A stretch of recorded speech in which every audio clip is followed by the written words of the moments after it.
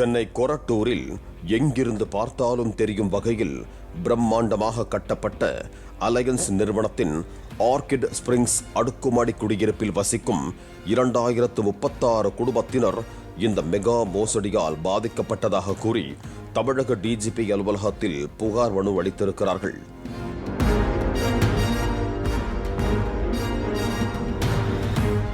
கொரட்டூரில் உள்ள 590 மற்றும் 591 ஆகிய சர்வே எண்களில் உள்ள 15.75 ஏக்கர் நிலப்பரப்பில் 9 பிளாக்குகளை கொண்ட அடுக்குமாடி குடியிருப்புகளை அலையன்ஸ் என்ற கட்டுமான நிறுவனம் கட்டியது.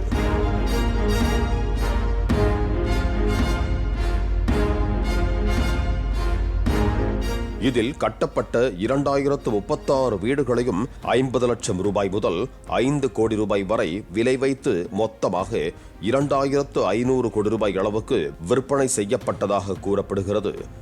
ஏராளமான மக்கள் வங்கிக் கடன் மூலம் இந்த வீடுகளை வாங்கியிருந்த நிலையில் இந்த குடியிருப்பு அமைந்துள்ள சர்வே எண் 590 மற்றும் 591 ஆகிய நிலம் மடத்திற்கு சொந்தமானது என்று அண்மையில் நீதிமன்ற தீர்ப்பு வந்துள்ளது. இதையடுத்து இந்த குடியிருப்பில் வீடு வாங்க கடன் கொடுத்த தனியார் மற்றும் பொதுத்துறை வங்கிகள் அந்த வீடுகளுக்கான மதிப்பை ஜீரோவாக்கியதுடன் பணத்தை திரும்பச் செலுத்த வீட்டு உரிமையாளர்களை நிர்பந்தித்ததாக கூறப்படுகிறது. மேலும் அங்கு விற்கப்பட்ட வீடுகளுக்கான பத்திர பதிவும் நிறுத்தி வைக்கப்பட்டது. இதனால் கோடிகளை கொட்டி கிளப் வசதியுடன் கூடிய சொகுசு குடியிருப்புகளை வாங்கியவர்கள் என்ன செய்வதென்று தெரியாமல் தவிக்கும் நிலை ஏற்பட்டது. இந்த உத்தரவு வந்த பின்னரும் அலையன்ஸ் நிறுவனம் எந்த ஒரு நடவடிக்கையும் மேற்கொள்ளாத நிலையில் கோவில் நிலத்தில் 2036 குடியிருப்புகளை கட்டி அலையன்ஸ் நிறுவனம் தங்களை ஏமாற்றி விட்டதாகவும் அந்த நிறுவனத்திற்கு பல முறை மெயில் அனுப்பியும் எந்த ஒரு பதிலும் இல்லை என்றும் குற்றம் சாட்டிய குடியிருப்போர் தங்கள் உள்ள குமுறலை புகாராக தமிழக டிஜிபி அலுவலகத்தில் தெரிவித்தனர். இந்த அலையன்ஸ் ஆர்கிட் ஸ்பிரிங்ஸ் நாங்கள் 2014 குடியிருக்க ஆரம்பிச்சிருக்கோம். 2015 கோயில் நிலத்தில் பட்டா இருக்குன்னு சொல்லி அங்கே என்னன்னு கேட்டிங்கன்னா அப்ஜெக்ஷன் ரைஸ் பண்ணியிருக்காங்க. இப்போ 2025 போன வருஷம் செப்டம்பர் மாதம் இந்த கேஸ் போட்டிருந்தவர் கோவில் நிலம்னு சொல்லி கேஸ் போட்டிருந்தார்ல, அவர் என்னன்னு கேட்டிங்கன்னா ஜட்ஜ்மெண்ட் எப்படி வந்திருக்குன்னா அவருக்கும் சொந்தம் கிடையாது, அலையன்ஸ் ஆர்கிட் ஸ்பிரிங்ஸ் பில்டருக்கும் சொந்தம் கிடையாது. இது கோவிலுக்கு ஹெச்ஆர்என்சி டிபார்ட்மெண்ட்டுக்கு தான் சொந்தம்னு சொல்லிட்டாங்க. இப்போ மிட் ஆஃப் ஜனவரி ஒரு 15ஆம் தேதிக்கு மேலே இந்த 590 591 சொல்லி 2 பட்டா இருக்குது. இது சர்வே நம்பர். இந்த 2 சர்வே நம்பரும் இப்போ சிஸ்டமில் எப்படி காமிக்குதுன்னா கோவில் நிலம் காமிக்குது 95 சென்ட்.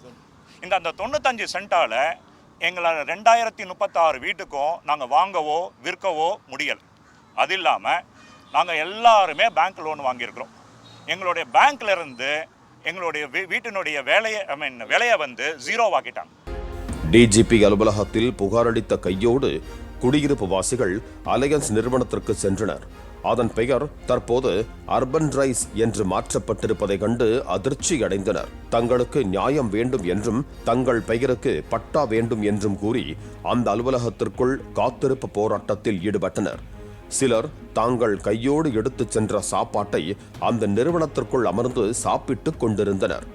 யாரும் கலைந்து செல்வது போல தெரியாததால் இரவு அந்த நிறுவனத்தில் வழக்கறிஞர் ஜோசப் என்பவர் பாதிக்கப்பட்டதாக புகார் தெரிவித்த குடியிருப்பு வாசிகளை சந்தித்தார். சர்வே எண் 590 மற்றும் 591 ஆகியவை கோவில் இடம் என்பது பொய்யானது என்றும் இந்து சமய அறநிலையத்துறை அதற்கு உரிமை கொண்டாடவில்லை என்றும் தெரிவித்தார். டிஆர்ஓ ஆர்டர் போடும்போது ஒன்று சதீஷ்க்கு ஆர்டராக போட்டிருக்கணும், ஆமாம் இந்த இடம் சதீஷ்க்கு சொந்தம்னு, இல்லை அலையன்ஸுக்கு சொந்தம்னு ஆர்டர் போட்டிருக்கணும். மட்டுக்கு சொந்தம்னு போடுற அதிகாரம் டிஆர்ஓக்கு இல்லை. Title cannot be decided by the revenue department, only by the court. Document ரொம்ப கிளியராக இருக்குது. டெம்பிள் லேண்டுன்னு எப்படி பட்டால ரிவர்ஸ் ஆச்சு. இன்னொன்று அந்த பட்டால ஆன்லைன் பட்டால பார்த்தீங்கன்னா ரிவர்ஸ் என்ட்ரி ஆயிருக்கு இல்லையா, சர்க்கார் தான் சிவபிரகாச சுவாமின்னு போட்டிருக்கு. அதை பேஸ் பண்ணி தான் சப் ரிஜிஸ்டர் பண்ண மாட்டுறாரு. அதில் கீழே ஒரு ஜிஓவை ரெஃபர் பண்ணியிருக்காங்க. அந்த ஜிஓ கோயில் இடத்த தான் அப்படி எடுக்க சொல்லியிருக்கு. இது கோயில் இடமே கிடையாது, மட்டா இருந்தோம். இது ஹெச்ஆர்என்சிலேயே கிடையாது சார். இந்த ப்ராப்பர்ட்டி 590 and 91 அதுக்கு உண்டான எந்த டாக்குமெண்ட்டும் அவங்க கிட்ட இருந்து இல்லை. இந்த நிலத்தை தனது தந்தை மடத்திற்கு தானமாக உயில் எழுதி வைத்ததாக சதீஷ் என்பவர் வழக்கு தொடர்ந்ததாகவும் தினமும் இதில் வரும் வருமானத்தை வைத்து அன்னதானம் செய்ய வேண்டும் என்று அவர் உயிலில் குறிப்பிட்டிருப்பதாகவும் தெரிவித்தார். இதை விசாரித்த தாசில்தார், RDO ஆகியோர் செய்த தவறால் நிலத்தை மடத்துக்கு சொந்தமானது என்று தற்காலிகமாக தெரிவித்திருக்கிறார்கள். இதனை எதிர்த்து மனு தாக்கல் செய்ய முடிவு செய்துள்ளதாக கூறினார். அந்த 1920 வில்லில் ஒரு சின்ன அப்சர்வேஷன் எழுதி வச்சவர், இந்த இடத்துலேருந்து வர்ற வருமானத்தில் ஒரு நாளைக்கு ஒரு ஏழைக்கு ஒரு வேளை சாப்பாடு கொடுக்கணும்னு மட்டும்தான் இருக்குது சார். அன்னதானம் பண்ணணும், அவ்வளோதான் இருக்குது. அந்த வில்லில் அந்த அப்சர்வேஷன் தான். அது டிஃபால்ட் கிளாஸ், அதில் எதுவுமே கிடையாது. ஸோ இந்த வில்லுக்கு வந்து பார்த்தீங்கன்னா ரூல் ஆஃப் பெர்பெச்சுவிட்டி அப்ளை ஆகும். ஆனால் சார் ரொம்ப கான்ஃபிடென்ட்டாக இப்போ சொல்லி அனுப்புகிறாரு. இவரும் கேட்டார், நானும் உங்கள்கிட்ட சொல்லிடுறேன். மேக்ஸிமம் இப்போ என்ன பண்ணியிருக்கோம்னா, நாளைக்கே மேக்ஸிமம் லஞ்ச் மோஷன் ட்ரை பண்ணுவோம், நாளைக்கு ஆஃப்டர்நூன் ஃபைல் பண்ணுவோம். முடியாத பட்சத்தில் நாளைக்கு நம்ம ஸ்டே வாங்கிடுவோம் முதல்ல இந்த ரெஜிஸ்ட்ரேஷனுக்கு. அதை வாங்கியாச்சுன்னா ரெஜிஸ்ட்ரேஷன் ப்ராசஸ் போயிடும். இந்த டெம்பிள் லேண்ட் இல்லைன்றதையும் இவங்க தாசில்தார் எவ்வளோ தப்பு பண்ணியிருக்காருன்றதையும் நம்ம சீஃப் ஜஸ்டிஸை எக்ஸ்பிளைன் பண்ணுவோம். டிசம்பர் மாதம் தீர்ப்பு வந்த நிலையில் 2 மாதங்கள் ஏன் தாமதம் என்று குடியிருப்போர் கேட்டதற்கு கிறிஸ்துமஸ் மற்றும் பொங்கல் பண்டிகை விடுமுறைதான் காரணம் என்று சமாதானப்படுத்தினார். நீதிமன்றத்தில் இந்த உத்தரவுக்கு தடை வாங்கிவிட்டால் எல்லாம் சரியாகிவிடும் என்றார் ஜோசப். செப்டம்பர்ல ஓபன் கோர்ட்ல வந்து டீடைல்ட் ஆர்டர் வராது. சரி, okay, they have given a liberty to file a civil suit. Okay, writ disposed. இதான் மேல உட்கார்ந்துட்டு சொல்லுவாங்க. டீடைல்ட் ஆர்டர் நம்ம வாங்குனது 5/12. 5/12 வாங்கியிருக்கீங்க. 5/12 வாங்கியிருக்கோம். சார் இன்னைக்கு 2 மாசம் ஆயிடுச்சு. அதுதான் சார் 5/12 வாங்கினேன். இருங்க சார், நானும் சொல்லிடுறேன். 5/12 வாங்கினேன். நான் என்னோட பர்சனலாக என்னோட இன்கன்வீனியன்ஸ்னு ஒன்று இருக்கு. யூஸ்வலாகவே டிசம்பர் மந்த் ஒரு 15 days நான் ஒர்க் பண்ண மாட்டேன் கிறிஸ்மஸ்க்காக. நான் மோரோவர் 22nd கிறிஸ்மஸ் வெக்கேஷன் ஹைகோர்ட்டும் பொங்கல் ஹாலிடேஸ் அந்த மாதிரி தான் போச்சு. நடுவில் எனக்கு மற்ற ஒர்க் இருக்கும்போது எனக்கு இந்த ரெஜிஸ்ட்ரேஷன் எப்போ இந்த மாதிரி நிறுத்திட்டாங்கன்னு தெரிஞ்சதோ இந்த இமீடியட்டாக அவங்க ஒர்க்கை ஸ்டார்ட் பண்ணியாச்சு.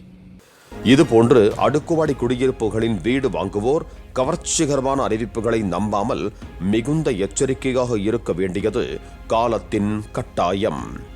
பாலிமர் செய்திகளுக்காக செய்தியாளர் கதிரவன் மற்றும் வேல்ராஜ். பிளே ஸ்டோர் மற்றும் ஆப் ஸ்டோரில் இருந்து பாலிமர் செயலியை QR கோடு மூலம் பதிவிறக்கம் செய்யுங்கள். செய்திகளை உடனுக்குடன் பெறுங்கள்.